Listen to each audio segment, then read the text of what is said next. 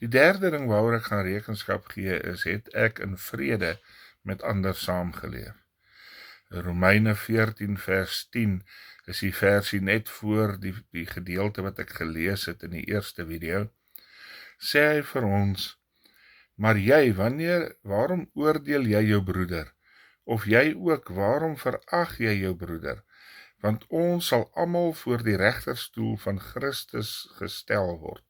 En dan vers 13 sê hy, laat ons dan mekaar nie meer oordeel nie, maar besluit dit liewer om nie die broeder 'n hindernis of struikelblok in die weg te lê nie. En dan sê hy in Romeine 12 vers 18, as dit moontlik is, so ver as dit van julle afhang, leef in vrede met alle mense. God wil hê ons moet in vrede met mekaar lewe. God wil hê ons moet mekaar vergewe. Daar is soveel gedeeltes in die Bybel wat praat oor dat ons mekaar moet vergewe. Baie keer hou mense nie van hierdie onderwerp nie. Mense, daar was al vir my gesê, pastoor, jy kan enige boodskap preek, maar moet net nie preek oor vergifnis nie. Vergifnis is 'n verterende vuur in 'n mens se lewe, as jy dit nie hanteer nie. Ek het 'n prediker eendag hoor sê, wat sê dat om nie te vergewe nie, is soos om gif te drink en te hoop die ander persoon kom iets oor.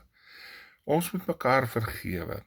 Ons moet in vrede met mekaar lewe. Daar is toch nie so iets slegter as om heeldag in twis te wees en te beklei nie, en in omstandighede te wees waar daar die heeltyd wroging is nie. God wil hê ons moet in vrede met mekaar lewe. God wil hê ons moet mekaar lief hê en ons moet vredemakers wees. En kom ons wees vredemakers, kom ons vergewe die wat ons daarna gekom het. Ja, ek verstaan, daar is omstandighede wat baie moeilik is om te vergewe. Ek was al self deur dinge wat vir my baie moeilik was om te vergewe.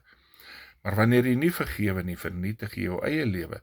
Maar ons gaan ook voor God staan en met rekenskap gee of ek wel vergewe het en toegelaat het dat die vergifnis nie my lewe vernietig het en verniel het nie.